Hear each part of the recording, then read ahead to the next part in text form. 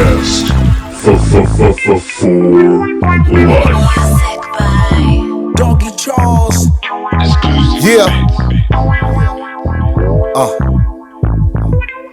Let's go. Yeah.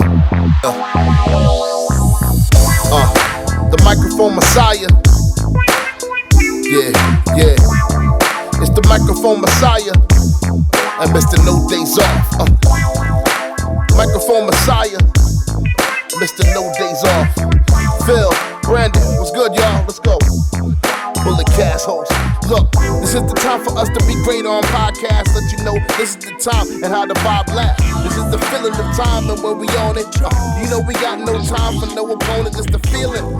This is the time of the greats on everything that we say. You know we about getting paid. Every opinion of wrestling. You know we got the truth in it. Every time you know that we on, this is the movement. You know the Bullet Pass podcast been on. You know the time we on, the feeling. This is the time of dealing. Yo, what's going on, ladies and gentlemen? It is I, the microphone messiah, joined by Marlee and Brandon. What's going on, guys? What up? Start of a crazy run of a big-time wrestling show, so here we go. Yes, here we go. Marlee, what's happening? Not too much. Got a Diet Coke. I'm ready to take on the world, I guess. You're ready to be locked in. DC gang, where you at? Which one? DC gang. Are you a part of the DC gang, Phillip? No, I'll be drinking some Diet Dr. Peppers on occasion. I'm not even gonna lie to you. You know, I used to be zero Coke, but then they changed it, and it just doesn't taste the same anymore. So I went to Diet Coke. I used to be a Coke Zero guy, but I don't know what happened. They changed it. Ain't the same. DC gang. Indeed. It is not the same. The wrestling world will never be the same. Afa Anoa'i has passed away. Afa Sr., he passed away at 81 years of age. His brother, Sika, the father of Roman Reigns, passed away a couple months ago. So the Wild Samoans have been reunited in heaven, passing away in a decent time span within each other. Obviously, Afa has been sick for quite some time. He's recovering from back surgery and some other ailments. Brandon, thoughts on the passing of Afa Anoa'i Sr.? I mean, really sad. I mean, we talked about Sika a couple months ago, so now obviously their careers are intertwined, being that stereotypical Samoan wild gimmick, but they made the most of it, and they, traveled all over the world, won titles, made a name for themselves, and obviously are the one of the backbones of the Anoa'i Fatu Samoan dynasty. So I mean, it's more just like crazy that it kind of happened like almost back to back, and they, WWE ran a lovely video package on SmackDown and Raw, kind of focusing his life outside, being a trainer, doing some philanthropy and things like that. So, T's and P's, and R.I.P. Afa. Marlee. T's and P's. It was just very surreal to have Sika pass and then have Afa pass not too long after. They were, like you said, the backbone of tag team wrestling. And yeah, it's just surreal to think that both Wild Samoans now no longer with us. It's crazy. Roman Reigns took to Twitter. Our family has suffered another great loss with the passing of my uncle, WWE Hall of Famer Afa Anoa'i. We thank everyone for their support and are comforted by the fact that now he rests in peace. Afa and my father, Leati Sika Anoa'i, were loving brothers, the greatest tag team of their generation, and now they're reunited together in heaven. Rest in power, Wild Samoans. Yeah, I mean, I said a lot of it when Sika passed, but often Sika, I mean, the style in which they train and the knowledge. I mean, you look at the business. Yoko, Tonga Kid, Black Pearl, Rikishi, Samu, Rosie, Umaga, the Usos, Roman, Solo, the stuff. I mean, the stuff you've seen in person with Jacob and Journey Fatu, Yosefa Parisi, even stuff that the family's taught Juicy. I mean, it's a never-ending wealth of knowledge, and it's stuff that we're learning over at Oasis. So forever grateful to the Wild Samoans for just obviously paving the road, titans of our industry, Spartans of our sport, but paving the road, and their style of teaching has helped a massive amount of people. I mean, you look and you see like people like Lita wrestled and trained over there, Beth Phoenix. Batista was trained by Afa. Just a lot a lot of talent has been blessed to learn from this family. So thank you, Afa and Sika. Rest in power to the Wild Samoans. Moving on from that, Fanatics Fest happened in NYC. You see a lot of stuff. They had entrances and whatnot. Drew McIntyre made an entrance of CM Punk's music, wearing the bracelet. CM Punk was interviewed at with the Masked Man show with Kaz and David Shoemaker. He said some things. Paul Heyman, his first appearance was being put through the table by the New Bloodline. He was interviewed by Sam Roberts. A lot of stuff happened. Guys, thoughts on Fanatics Fest and the stuff you saw, Marlee? I didn't see too much on Fanatics Fest just because I wasn't really on social media this weekend, but I from what I did see, like pictures and stuff, it looked pretty cool, looked fun. It was the first Fanatics Fest, I believe. So from what I'm hearing, it was a success. It was a sellout, at least on the wrestling side, because I heard all of the WWE appearances were sold out. That's crazy. Like there were some big names there, but all the WWE appearances complete sellouts. Brandon. Yeah, I mean, I didn't really hear too much about it outside of like the wrestling world. I mean, it was mainly just WWE stuff, people doing entrances. I mean, Rhea Ripley, I mean, once again, she just breaks the internet anytime she's out in public doing stuff. So, Rhea Ripley was big time over there. And yeah, so they've been plugging the hell out of this thing the last couple months on WWE television. So it definitely paid off for them, Fanatics, and whoever else is behind it. Absolutely. One of the key points of CM Punk's interview with Kaz and them, he talked about how much longer he has to do this and kind of what he wants to be remembered for his legacy. And he said, took no shit, punched above his weight, and better than the best. What are you, Marlee? You're a Punk fan. What are your thoughts on that? I was just about to say that's one of the realest things I've heard. He continues to be one of the realest wrestlers out there, and that's why he's one of my favorites. He cuts no corners, he sugarcoats nothing, and I feel like that's probably the best way to remember him when it's all said and done. Yeah. At least I'm going to remember him as someone who didn't really give an F about what people thought, about what people said. Like, that's what I can respect in a wrestler. Brandon, thoughts on that? I mean, yeah, CM Punk, he's one of my favorites. I mean, maybe we'll talk a little bit later. I'm not exactly in love with how the current iteration of CM Punk is, but his legacy. That's our elevator buddy. He is our elevator buddy. Him and Lars. One of the best things that came out of Phillip breaking his ankle. Right. I mean, I shared an elevator with CM Punk. So I mean, CM Punk definitely has his legacy of what his character is, and I think that is kind of the point of how I'm not exactly feeling his current iteration of like he was like that, kick ass, take no nonsense, and right now he's happy Punk, and I'm not really feeling it, to be honest. We're gonna talk about CM Punk on Raw because I have some things to say. John Cena signs an extension through his retirement. He has signed a deal to remain with WWE once he competes in his final contest in December of 2025. Cena's sticking around doing the Make-A-Wishes, all the humanitarian work and whatnot. Yeah, I mean, not too much of a surprise here. I mean, Cena's, even when he was doing his post press conference at Money in the Bank, he was like, "Yeah, I might be retiring, but I'm not leaving WWE." And so he was with Shannon Sharp, and he, basically confirmed what we all thought is, even though he might not be wrestling anymore, or at least he says he's not going to be wrestling anymore, he will be with WWE for the foreseeable future. Shout out Club Shay Shay. Shout out. We got we have fan mail this week, guys. Look at that. Love to see it. Yeah. Oh wow. The fan mail has returned. Hello. Let's inbox. We're gonna kind of get through all this. Hootie Hoo 420. Hootie Hoo. Hello, mates. I saw a video saying that jewelry in WWE means more than the AEW world title. Thoughts? I have seen this. Shout out Alfred from Pro Wrestling Bits. That's the homie. Yeah. That's the homie. I've also seen this. Look, man. Really, let's think about it. CM Punk and Drew McIntyre have probably the hottest feud in wrestling, and it's over a bracelet.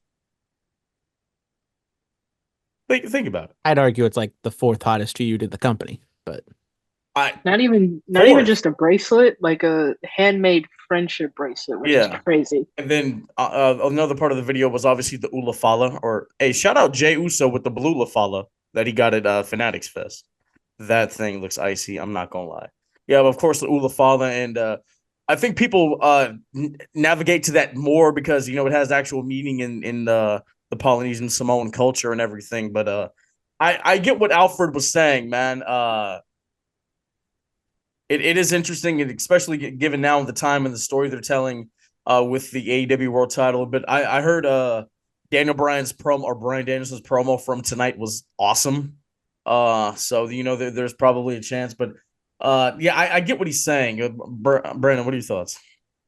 I mean, it's obviously, I feel like it's just like a funny meme that people say on the internet. The Ulafala is definitely one thing because it is a part of the bloodline, which is the hottest, the biggest wrestling story going right now. The bracelet, I mean, it is what it is. I know they try to cover their tracks and say it means something, but then sometimes it doesn't mean anything, and now it's back to meaning something. It's all convoluted, but and I also have my own deficiencies on how AEW portrays their champions, and there's too many championships, but I just kind of see it as like a meme that's maybe trying to trigger people to get them angry. Like, oh my God, We have we have an email about the bracelet. Marley, do you have anything to add to this? Not not too much that's already been said. I So mean, Alfie I, Lewis, he he sent us CM Punk bracelet stats. The inaugural champion, CM Punk, current champion, Drew McIntyre, most reigns, Drew McIntyre at 3, shortest reigns, Seth Rollins. I'm like, keeping stats for a bracelet. This is wrestling, ladies and gentlemen. I did see that tweet earlier. I love it. I and love the female who gifted the CM Punk bracelet retweeted that and was like, "What the hell have I done?" So I don't know if she's just going along with it or if she honestly was like, "Guys, I just made a bracelet. It shouldn't be this big of a deal. What's going on here?" She started one of the hottest feuds in wrestling. If she, She needs a spot in the Hall of Fame. I was gonna say, if she doesn't get like tickets for life after this. Right. Dan, he says, if it's over this weekend, what is your favorite match or moment from the American Dragon? I mean, Team Hell No. Definitely not SummerSlam 2013. great match. I mean, look, you have to think about it. If that kick started to one of the best Mania moments of all time, that cash in. So you have to take it. You have to take it. Obviously, people say WrestleMania 30. I mean, there was that Cena feud. Leading into that SummerSlam, I really enjoyed that.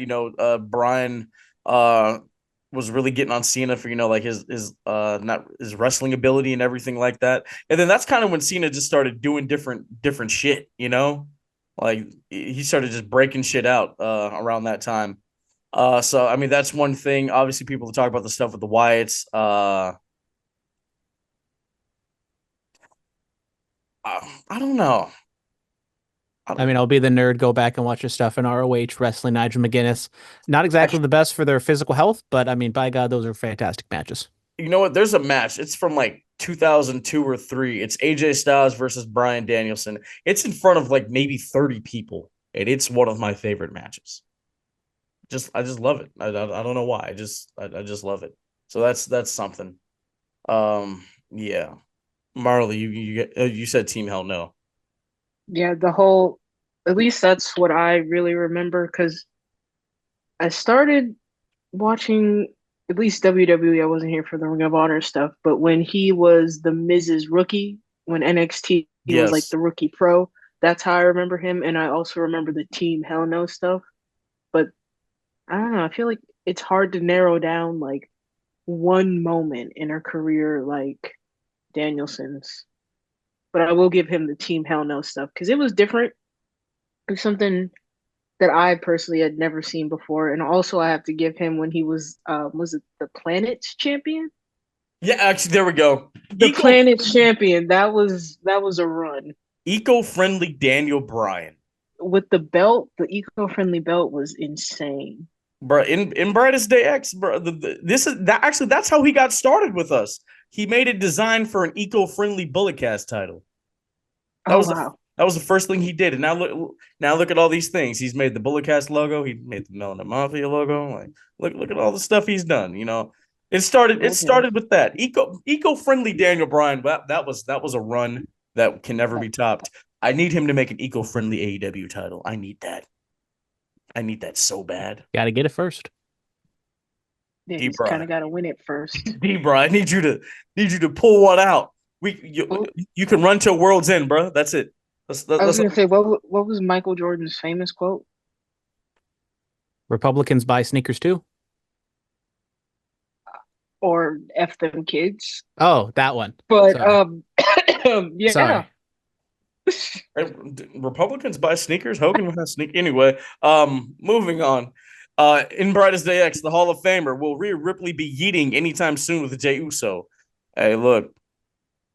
You know how they were doing those kind of like little videos with Rhea and Dom outside of like the arena? They were like on dates and whatnot and going to Ray's house. I'm gonna need them to film at Waffle House just one time. We need to see this.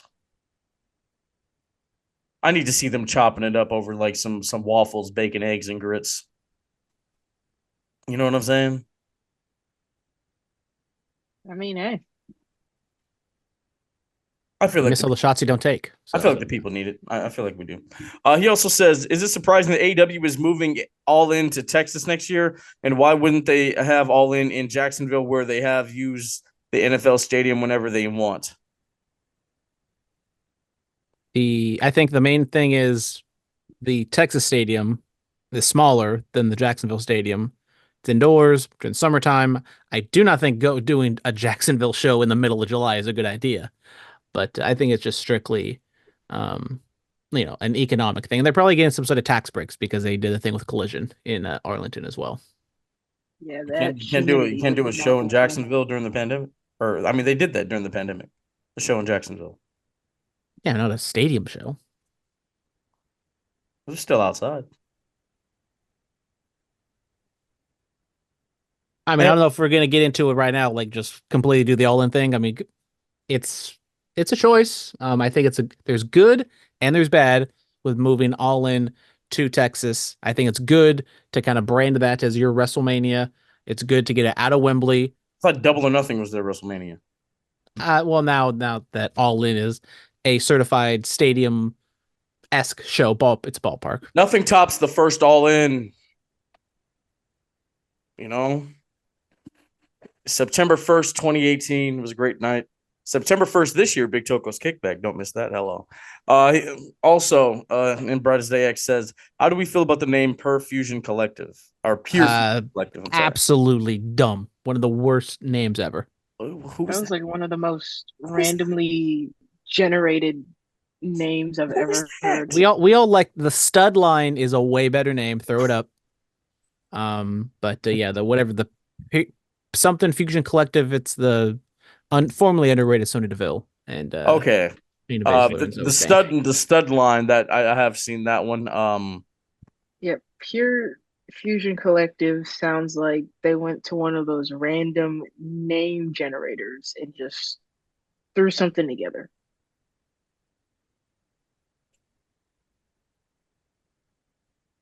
Yeah. Yeah. And even the commentators, like Michael Cole, it's a mouthful. We'll get it eventually. So like even they're acknowledging it's kind of dumb. So I don't know why they're sticking with this. I don't know why you just don't just shorten it like P was. What, just call them the stud line? Was it Pure Fusion? So you'd be PFC. I mean, they already have a DIY team, which DIY it's better than the submission sorority, all right. Well, that was more of a trademarking thing and a Google thing, but All right, SmackDown, the Bloodline takes out Roman Reigns. Roman Reigns takes care of Tama Tonga, takes care of Solo Sikoa, and then finally, for a brief second, he puts back on the Ula Father. The place is erupted, and then Jacob Fatu with the walking boot on.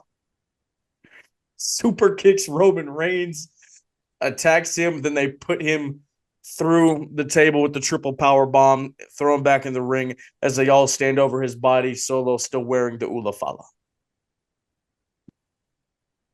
Yeah. I mean, it was a fantastic segment. Roman continues to be over.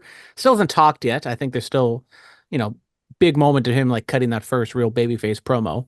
I don't know how much longer they're going to milk that. The Jacob Fatu injury seems to be what it is, a legit injury that isn't that big of a deal to where, it's rewriting storylines are going to put him off for a foreseeable future. A little interesting because they have a tag match next week and they advertise, at least on the photo, I think it had Jacob Fatu on it, but then on the house shows they've been doing Freebird rules with Tama Tonga and Tongaloa. So maybe they'll hoping Jacob will be able to wrestle next week but yeah, just once again, similar, putting heat on Bloodline 2.0. And I think bigger is Jacob Fatu is kind of this focal point. Like when it's Solo and Roman always gets the upper hand on Solo. Solo runs away a little bit, but Jacob is the one that stands up to Roman and takes him down. I think you have to build Roman and Jacob could be your WrestleMania 41 match, honestly. Marlee, thoughts on Jake with a walking boot taking out Roman Reigns?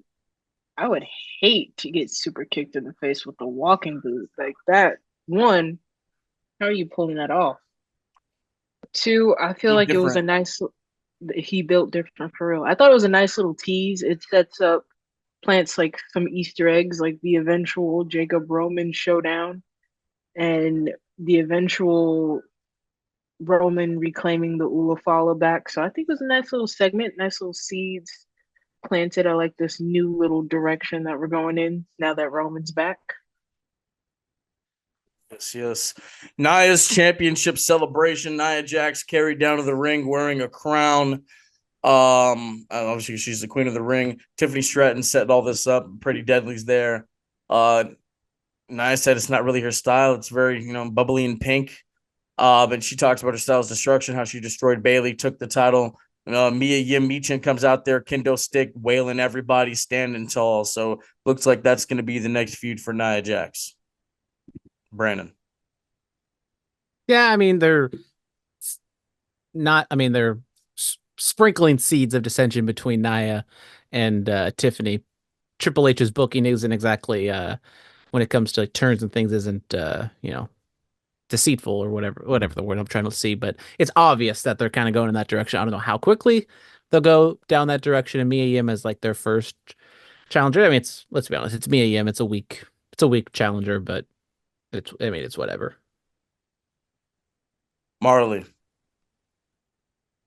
I think it's like a decent feud. It's giving somebody a chance who you rarely saw before, like Triple H took over.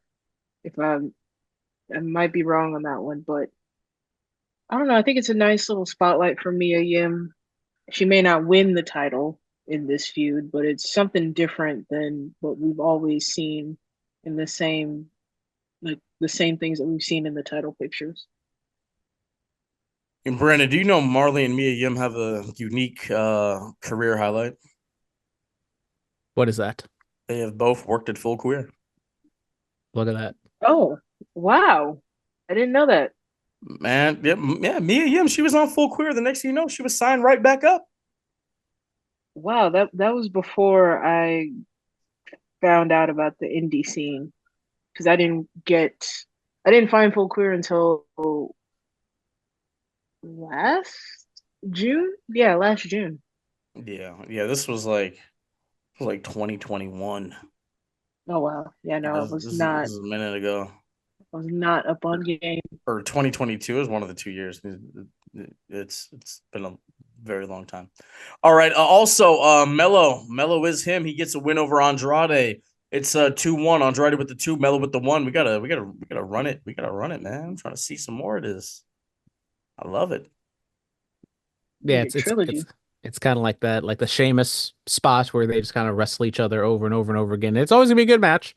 I mean, crowd gets into it. I don't think they exactly care too much about whoever wins. They just kind of get into the action, and I wonder where they're going with Mello, because like Mello, he was like a first round draft pick, and they're not really doing too much with him. I mean, they had him lose to Cody on his opening night, so I don't really. It is what it is. I mean, it's Cody. It's okay. It's fine. It's fine. We'll see where they go with that. But I mean, with this Cody run that people are saying, at least I'm saying, isn't really living up to anything outside of the Bloodline stuff. You kept them apart. You build Mello up a little bit. You could add a Mello, Cody match be a pay-per-view main event, and he's like Maybe a this is legit. a start. We don't know. Maybe I this don't is a know. start. We talked about All In 25 kind of already. The great. Sakuya. Yes, I was gonna say that. I had a Yep. brain for it. I had an American Wrestling debut, I believe, at West Coast Pro, if I'm correct. Yes, it was at West Coast Pro this past Saturday. The Queen of Indies, the great Sakuya, made her American wrestling debut against Brooke Havoc in a winning effort. It was actually a solid match. The whole show from top to bottom was really good. So check the replay on YouTube. But I was doing a little research on the great Sakuya. I watched the origin video, and I think that this character is gonna go pretty far. Yes, the daughter of the legendary Great Muta. Queen of Indies looked like it was a great show. Beatrice Domino made an appearance. I believe Battle Royal. Alice Vendetta also made an appearance. So yeah, go check that out. A lot of good stuff. A lot of very talented women were there. Aja Kong was there. I love Aja Kong. Aja Kong was there. High End ended up winning the whole thing. So High End was the Queen of Indies. Aja Kong was in a 6-person tag match. It was very surreal to stand there and watch her as she was going out to the ring. Was that was your And first time? that was my first time seeing Aja Kong, and it's crazy to think that I have seen Aja Kong and Bull Nakano in the same year. Right. That's something weird to unpack. Just Marlee just out here with these legends. It's crazy. You love Right. it. You love it. Jada Parker, is she the next NXT Women's Champion? She won a gauntlet last eliminating Sol Ruka to become the number one contender. She will face Roxanne Perez. Hey, look. Miss Parker might have to get this title. Okay. The kids say aura now. She has that. And I'm not talking origami. She got that. Okay. The aura is there. That summit, I forget what pay-per-view. It was like they did a summit before like Yes, the ladder match, right? the ladder match, yeah. Aura is there. It is. Look, No Mercy could be the greatest pay-per-view of all time. If she wins, and then what if Joe Hendrick wins the NXT title? This, they call Shawn Michaels a chef, man. He might take Gordon Ramsay's spot if things like this happen. All right, I said it. I know what I just said. Gordon Ramsay, Bobby Flay, all them. What? Same day as the kickback. It is, but the big shows at the Kickback Cornerstone, September 1st, details. Sunday. Y'all gonna want to be there for that. Brandon, we gonna see you there at the Kickback. Yep. All right. Definitely. Yes, sir. Aye, Captain. You were at the first one. He was at the first one. Yep. Trying to see you at the third one. Hello. All right, moving on from that. Dustin Rhodes and Sammy Guevara, the new Ring of Honor Tag Team Champions. I thought Rhodes and the Von Erichs were the Ring of Honor 6-man tag champs. Can't be a double champ. Wow. Okay. All right. When did Sammy Guevara start wrestling a Ring of Honor? Dustin Rhodes runs Ring of Honor. This is all right. Okay. All right. Lots to unpack there. Yes. Zack Sabre Jr. wins the G1, and he will be cashing in at King of Pro Wrestling? His opportunity, right?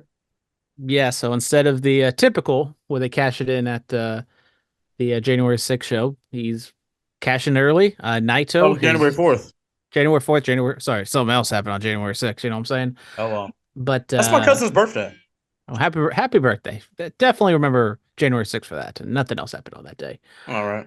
But yeah, New Japan, the G1. Haven't watched it, but I've been keeping up with it and listening to some analysis. It was it was definitely not the best G1 ever. But Zack Sabre Jr. Congrats on the win, and maybe too little, too late on a ZSJ push to the main event scene. But I think they should be focusing more on the younger stars, but that's not really the case right now with Gato's booking.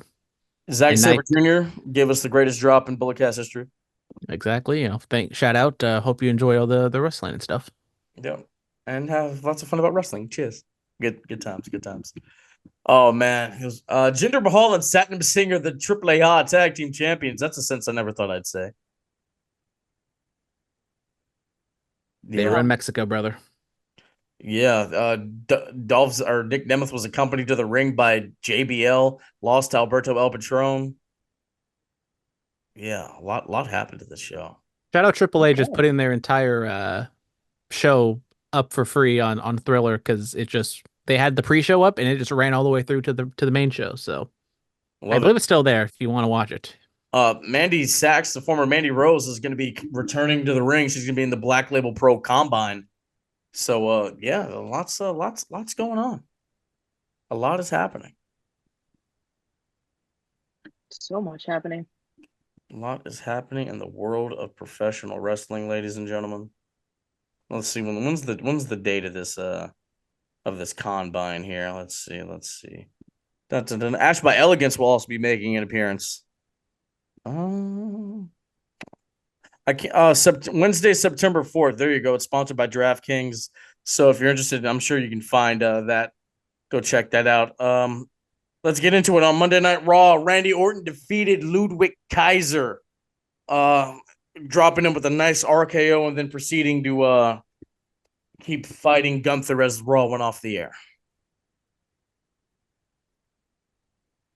Yeah, I think they might have mistimed the show a little bit, but I mean, Randy Orton continues to impress me on what he's been doing with Gunther. I don't know if it's more of a Gunther thing or a Randy thing, but nonetheless, they've been doing very well. And after Randy getting the better of Gunther last week, Gunther paying him back and with the beatdown, shout out Ludwig Kaiser. He's come back and he's back under the wing of Gunther, but he's still kind of his own guy as well. And I thought, him and Randy had a very solid, predictable Raw main event.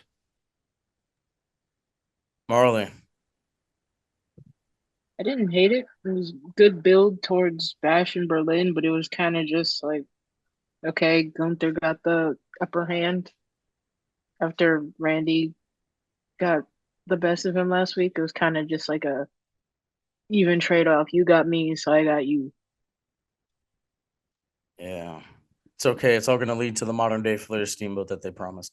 There's going to be a strap match in Berlin. CM Punk issued a strap match challenge to Drew McIntyre. He said, Drew took my bracelet, so I made him one. CM Punk also called himself Taylor Swift for men, and I was like, okay, that's it's a phrase Be I never careful. thought I'd hear anybody say. Like the Swifties will come for you. They'll find your IP address and Bro, whatnot. those Be careful hey, now. so They're scary. I just saw a post and it was like, name an artist that you don't like but everybody else loves, and like the comments dominated with Taylor Swift. Yeah. Well, I think there's a lot wrong with with that Taylor Swift thing Punk said. I mean, first off, men can like Taylor Swift, women can like CM Punk. You like But, Taylor Swift? Yeah, not the biggest fan. I'm not like anti Favorite Taylor Swift song right now? Once again, outside of like her early stuff, I don't really know much of anything. I'm more of a Charlie XCX guy. It's Brat Summer. Let's go. I've heard this term. What does this mean? I've heard this term. It's Brat Summer. What does that mean?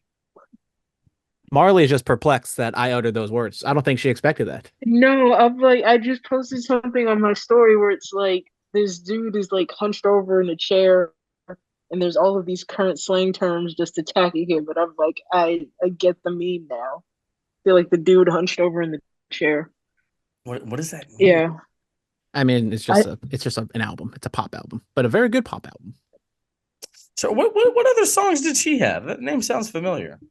Charlie XX basically if you go on TikTok for like 10 seconds, most of it's either that or the Hot to Go song. Or if you were a teen girl in the late 2010s and you were obsessed with The Fault in Our Stars, she had the song on that soundtrack.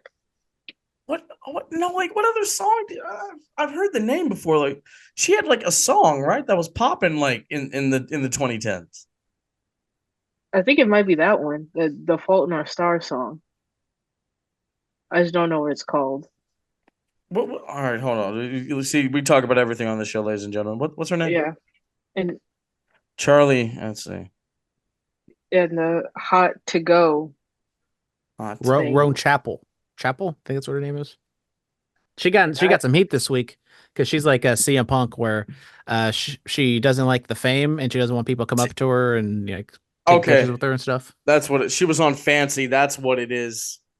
Oh Okay. yeah, The yeah. Iggy Azalea of it all. Since we're doing the pop culture thing, I always like to do this. Try to test the waters with Phillip because Phillip knows who you are. That means you're a genuine mainstream celebrity. And this also ties into wrestling because allegedly they might be at All Out.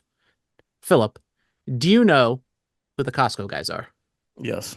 Okay, that means that means they're over. That's all I need to know. I only know because I saw something about them like an hour ago. That's the only reason why.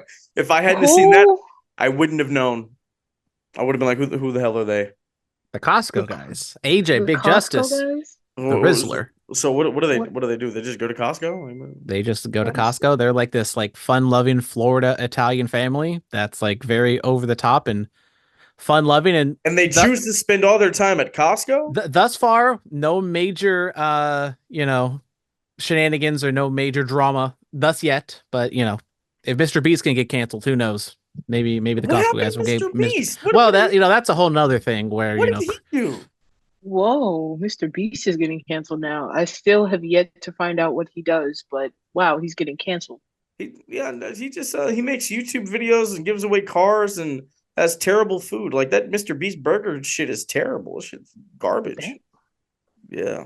That's why you don't get Ghost Kitchen stuff. So what did he do? What did he cancel for?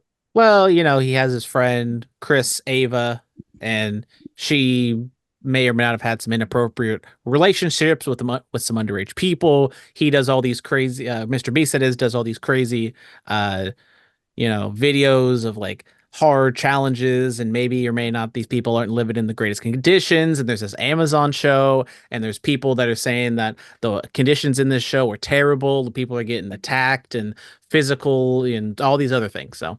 Wait, so people are getting attacked on his show?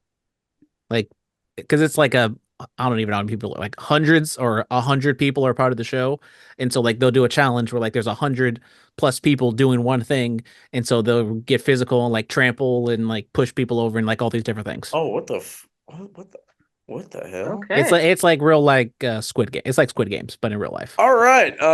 So yeah, the strap match is Which I announced. That's still gonna have never seen.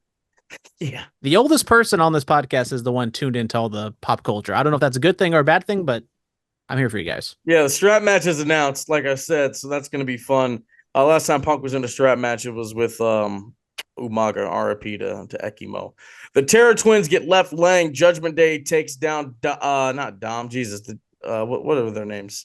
I see we started talking about pop culture. Now I'm all thrown off on this. I'm thinking about Squid Games and people getting trampled for whatever prize. Have you seen Damian that Priest- the old guy, the really old guy from Squid Games got arrested for being a sexual deviant? Okay, yeah. Did you see that? I know that's really old news, but I just wanted to bring that up. No. Damian Priest and Rhea Ripley get attacked by the Judgment Day and get left laying, leading up to the mixed tag match of Daddy Dom and Liv Morgan, the Women's World Champion, going up against Rhea and Damian. I mean, it's one of the hottest things they got going in the company right now. I think unironically, yeah, I'm not the biggest fan of the intergender matches, but I think the biggest match WWE can put on between two regular main roster people is Rhea Ripley and Dominic. And That's what I said. I said that months ago. Maybe they save that for Netflix because they don't want to put an intergender match Bad on. blood. Do it. Put them in the cell. Oh yeah, definitely put them in the cell. That would go crazy. That would be unbelievable. I'd love it. I'd love everything about it. Braun Breaker cut a hell of a promo backstage. Says he can't help if the people cheer him. He can't help if the dogs are barking in every town they go to. And he can't help with what he's going to do to the person that wins this Intercontinental Championship tournament. I like this. Definitely growing. Yeah, it was a fun, intense promo. kind of establishing him, I think, as a tweener. He's does some heels, some face stuff. I mean, there's definitely some Scott Steiner that was seeping through in that promo. Um, I think he said like I'm a physical freak He or said whatever. he said genetic freak. Genetic freak. So yeah, like he's definitely tapping into that Scott Steiner stuff, and I need a people are math promo. people are reacting to him. But I do think they need to like pick a side because I think him being a tweener doesn't help. Well, I mean, it helps him, but I don't think it's going to help his opponents. Yeah, well, I mean, we'll see. We'll see what's up. Gable and the Wyatt Six have yet another segment. Gable gets left laying with Sister Abigail yet again. I mean, I think they're not spinning their wheels, but it's just kind of like, I mean, it ends with Gable versus Uncle Howdy. Have they announced that yet? yes, they ran the graphic. Interesting to see how that comes across. If they just like have a standard wrestling match and then move on, or how much longer they play this out. I mean, I think they're gonna. I mean, Nikki Cross still hasn't done anything yet, so I would assume maybe we get a Nikki or whatever her name. Have you guys heard the theory?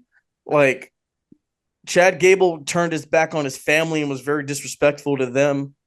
That's why the White Six are after him. Have you guys heard that? No, but that makes sense. And then they're gonna bounce around and do that to everyone else who's disrespected or turn their back on family. Hey. At least for this story, it does make sense because did turn on Alpha Academy. I wanted to call him American Alpha for a second. American Made. American Made. I love it. Yeah, turned his back on Alpha Academy. That's why Uncle Howdy could be coming after him. I can see. How do I become a member that of making American sense. Made, guys? I was an amateur wrestler. How do I do this? You just got to be made in America. Just got to turn my back on my family. Pretty I much. don't know what the application process is, but whatever the application process is, I still probably wouldn't get it. I feel like you can be an American Made. But with my application history, doesn't look great. It's okay. Even if you don't get an American Made, you're an American male. All right. Anyway, moving on. New Day and Odyssey Jones defeat the Final Testament. Xavier Woods not happy that he didn't get the tag. But yeah, and then I believe Scarlett backstage told Karrion to kind of leave them alone. I mean, I've been fairly impressed with this lower card New Day storyline. Maybe just because it's actually something with New Day I care about, which hasn't been the case in probably like 4 to 5 years. But I think they've done a really good job with this storyline. And it's like it's a possible, if not imminent breakup that makes sense. You see where they're going with it. And then you see where Xavier is coming from, but then also Kofi, I don't think he's really, playing it up as straight or as, non-annoying as he could be. But I think this has been a fantastic, like, lower card story. So if Xavier Woods turns his back on Kofi, do the Wyatt Six go after him next? That could be something because they need something to do when they're done with Gable and American Made. He could suffer some consequences. I do wonder, however long this Judgment Day stuff, goes through, do they then possibly do the Wyatts against Judgment Day? That's another faction, so you can kind of have them split off. You can do Nikki and Liv, which, once Liv is done with Rhea and gives the title back to her, she's going to be much lower down the pecking order. So I do wonder if that's kind of maybe the next step. But then I just don't know how long they're going to, do this whole Judgment Day, Rhea and Damian storyline. I made a reference to Consequences Creed and no pop. Damn, that's crazy. I got it. No, you didn't acknowledge it. It's fine. All In is happening. There's 45 matches on this card. No, there's slight exaggeration. I was gonna say, wow, okay, but there is a lot. There's a lot, and it's all gonna start at 8 a.m. bright and early Sunday morning. To our pre-show, 4 p.m. Stokely 4 p.m., and Ishii are going to go 60 minutes. So, yeah, there's 10 matches on the main card, 11 matches total. Chris Statlander and Stokely Hathaway versus Willow Nightingale and Tomohiro Ishii. Winning team chooses the stipulation between Nightingale and Statlander at All Out. You see, now this okay, now you can do things like this that lead to the other pay-per-view. Okay, this makes sense. Okay. Nightingale and Ishii. I mean, I think on paper it would make sense for them to win, but then like shouldn't the heel usually like get the upper hand going into the match so then they can choose a stip? But maybe Willow wins and then she chooses like, Stokely banned from ringside because that's how she lost the first match. And, then she beats Chris, at All Out. Yeah, we'll see. Marlee. I feel like Chris and Stokely winning makes sense. Makes like I do like Willow and Ishii as a team, but Chris and Stokely winning. Yeah. All right. Timeless Tony Storm. By the way, there's only one timeless one, and it's Levi Shapiro. God damn it. Timeless Productions. Hello. Timeless Tony Storm is going up against the Glamour Mariah May for the AEW Women's World Title. Give it to Mariah May. It's time. Let's see what she can do with it. Agree. I think you put it on Mariah, she can be that, top heel, serious women's champion. And I think they've done a fabulous job with this build of the story. I think a lot of the matches on this show have been built very well. And I think the match should be really good. I think the Tony Storm gimmick has improved in terms of in-ring recently. And so I'm hoping on this big stage they bring it because they can. Yeah, I'm gonna say Mariah May I like it. because back in 2017 when I was like just getting back into wrestling, I remember following her on Twitter and she was like ring announcing while she was training to be a wrestler. So to see that and to see her get her championship moment at Wembley, well deserved. Well deserved. All right. Coffin match. AEW TNT title. Jack Perry defends against Darby Allin. Keep the title on Jack Perry. Let's see. Does Darby Allin know any other match gimmicks besides a coffin match? I don't know. I mean, he likes ladder matches, so he can jump off of the ladders and then go through real glass, Crimea River. Yeah, keep it on Jack Perry. Shout out Jack Perry. I don't know if you guys saw the video of him redoing the TNT title by himself. Actually making it, yes. I mean, it seemed a bit excessive. I think he could have just, got a black leather strap and like spray painted the title black, but you do you, boo. Do a 10-minute job in 2 hours. But look cool. Yeah. Looked all right. What else? What else do we have here? Let's see. Mercedes Moné defends the AEW TBS title against Dr. Britt Baker, DMD. The promo tonight, Britt told Mercedes she was one of four and that she's one of one. Obviously, a reference to the Four Horsewomen. Mercedes?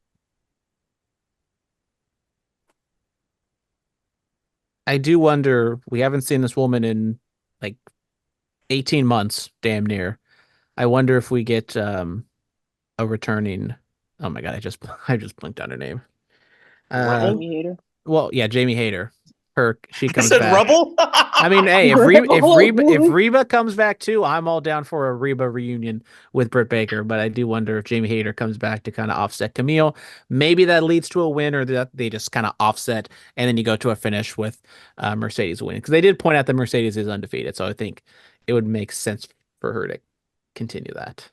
Orange Cassidy versus Mark Briscoe versus Kyle O'Reilly versus Hangman Adam Page versus Evil Uno versus TBA for Casino. It's one of those weird gauntlet matches where the match starts and it can end at any time, but yet you don't know who's actually in the back. Okay, all right.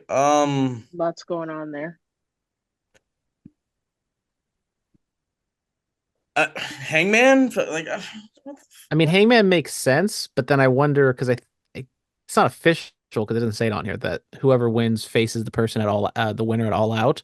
So like Hangman would make sense if they're gonna do Swerve, but if Brian wins, it would make sense for it to be a heel, which kind of makes sense with Hangman. But I don't think they're going to turn around and have a 2-week reign with Brian against Hangman, or you just have like a baby face that's a cool deal and like have a really good match. Like maybe this is where Ricochet comes in as like the Joker or whatever, gets a win. Him and Brian have a really fun match at All Out. I don't know. It can be anybody. Chris Jericho defends for the World Championship against Hook. If Hook loses, he can never challenge for the title again while Jericho is champion. Hook better take that title off of Chris Jericho because I'm tired. I love the learning tree. I'm learning so much. I need to I'm not learning. I need a learning tree seminar. That's what I need. That's what I mean. And I'm kind of in between you guys on the Chris Jericho gimmick. I think it's fine, but it definitely kind of wears on me from time to time. I hope Hook wins. He can give it to Taz. We have this cool little moment between the two, and that title can just, since we're in England, can bugger off because I don't need more. Let's try to liquidate some of these titles. Let's get rid of the FTW title. We don't really need it, and Hook can go on to do regular non FTW stuff. He can go be the Ring of Honor Pure Champion. All right, the Young Bucks defend the AEW Tag Titles against FTR and the Acclaimed in a three-way match. FTR, I guess. I don't know. Yeah, I mean the Young Bucks lost the tag match today, so maybe they win here. The whole bill has been strange. It's been like Acclaimed and the Young Bucks, and then it's been FTR and the Acclaim, and they did the dumb 30-minute draw on Collision. I can go either way. I lean towards the Young Bucks, even though I'm not a fan of what they're doing right now. It just feels like they're going through the motions. All right, buckle up for this one, kids. A four-way London ladder match. Why is it a London ladder match? What are there tea and crumpets? Because they're ring? They're in Phillip, it's a London. ladder match, and they're in London. Alliteration. No, are there fucking tea and crumpets hanging above the fucking ring? Like what? Some There's fish a and chips. lot of people in that match. Yeah, yeah. There's so many AW people. Trios titles, the Patriarchy, Christian Cage, Kill Switch, and Nick Wayne, versus the Bang Bang Gang, Austin Colton Gunn, Juice Robinson versus House of Black, Malachi Black, Brody King, Buddy Matthews, versus Pac and the Blackpool Combat Club, consisting of Claudio Castagnoli and Wheeler Yuta. Okay. The Patriarchy. Christian's the vet of the ladder matches, so we'll give it to him. Yeah, I think we're gonna see something where Nick Wayne tries to kill himself because we haven't really seen him in this type of match before. So I think Nick Wayne's gonna do something stupid. News to me that I think this was taped for a Collision that Pac and Blackpool Combat Club were together. Interesting pairing there, but you gotta get the Brits on the show. Jesus Christ. This title's been around for 2 years. The American title or internet, whatever this is. Well, Look, it used to be it used to be the Atlantic title, and then it got switched over because of like Shazam or something, and then now it's then it was the international title, and then now it's the American title because you got to get heat listen, overseas. What do they do? What do they do? Do they have the hometown boy finish out the night? Do they have the hometown boy main event, or do they do the right thing? Absolutely not. It is the world title. The world title is the main event. There is absolutely no reason. So MJF defends the American title against Will Ospreay. Does he win and it becomes the United Kingdom Championship? Or I mean, apparently, you can rename titles and make your own titles. Why didn't they call it the U.S. title? Trademarks. I don't know. Why not? So, I mean, there probably is some sort of like weird trademark that WWE has about titles and professional wrestling something or another that doesn't have a U.S. title, New Japan? Yeah. Yeah, but that's over in Japan, so that's different. I don't know. But I think Ospreay wins. They had a really good segment this week on Dynamite, and MJF letting it slip that he's very jealous of Ospreay taking all the shine when he came in. So I thought it was really good. MJF once again doing like low hanging fruit, saying he's gonna bang Will Ospreay's wife and have a kid with her. Yeah. But, shout out to the AEW American title having replicas at the Republican National Convention. Anyway, moving on from that, let's go to the main event. It is title versus career. Swerve Strickland with Prince Nana defends against Bryan Danielson. Does Swerve keep the title and keep the momentum going, or does Daniel Bryan finally win a championship in AEW? Like this whole, I'm okay with losing. Like let's not be doing. Yeah, this whole build has been very like up and down, rocky road. I mean, especially with Danielson doing some interviews of just be like, yeah, Birdie, my daughter really doesn't want me to win because she wants me to be back home, and I don't really care if I win this title because I want to go home, be a dad and stuff. And then, I mean, they brought it up on television, so it's canon. And Swerve was like, all right, I'm gonna do the right thing. I'm gonna put you down, and I'm gonna do what's best for your family. And then Brian comes out and just like cusses on television, which got censored, but if you go on the internet, it's there. And we got the I'm gonna kick your fucking head in American Dragon. Not too little too late, but it was, it was a lot. I thought it was Hey, great. Can I get Brian Danielson to walk out to the American Dragon Jake Long song? I was just about to say, I thought I heard Jake Long over there. American Dragon. Like, can we get that? To hell with the final countdown. Can we get that one? Bring that back to. Is it on Disney Plus? Bro, like TK. I can't call him TK. There's only one TK. Shout out Tonka Kid. Tony Khan, I know you got the money. Come on, bro. You got money to pay Europe for the final countdown, which I believe we probably will be hearing. I think Danielson wins. I think if they were really going to have Danielson, this be his like last match. I know they did the Green Day music video last week, but I think he hit it a little harder that he's going into this match, and then I think he wins it, and he does like the Ric Flair gimmick where I'm going to keep wrestling, and until I lose, then I'll retire. And so I think that's what's going to happen. No, he has to do the I will never retire. And then Tony Khan has to come out there. The next time you lose, you have to retire. I think we do that. But of course they won't do that. Does AEW need an authority figure? Let's have that conversation real quick. Yeah. For this shit to kind of make sense. Well, you didn't hear my ramblings last week that I do every single week, that they have too many authority figures right now. Makes zero sense. What is Christopher Daniels supposed to be doing? No, I'm talking about like to hell with the EVP bullshit. I'm talking about what like one AEW was just perfectly fine when Tony Khan was Oz in the background making matches and making rulings. Perfectly fine doing that. I don't know why they switched away from that.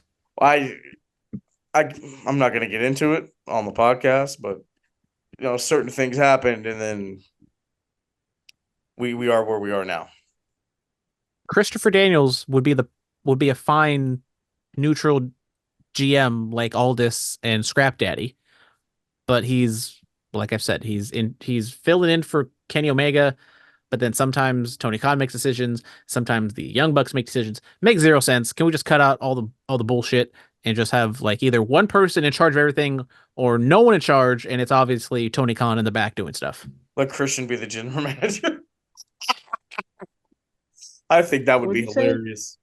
Let who be the general manager? Christian, let him do it. The father of AEW. Yes, I think. I wouldn't be mad at it.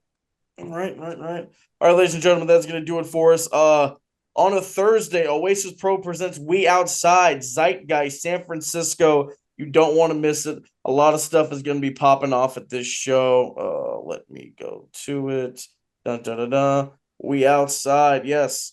Witness SPS going up against who? A lot's happening. There's a lot of names on this show. There's a lot. You got Fabuloso Fabricio and Ishmael Vaughn. A four-way fade, Dave Reckoning, Arsenal Jaya Jewel, and Dante Daring. You got Loverboy Leo versus Brett the Threat, Town Strong Style, Rocky Hernandez, and Serza going up against the Rock and Rodeo Express. Elliot Ray versus Sean Sims and more. You don't want to miss it. And the next week, Big Toko's Kickback 3, biggest kickback of all time. Lance Anoa'i, Zilla Fatu, SPS. So many more will be in attendance. Y'all don't want to miss that for sure. Knox Pro will be out here August 31st. Reno Anoa'i, Black Pearl will be in attendance. Their champions are coming down. You don't want to miss any of that. Obviously, we previewed all of them. Next week, we'll preview Bash in Berlin. Thank you all so much. Be safe and stay dangerous.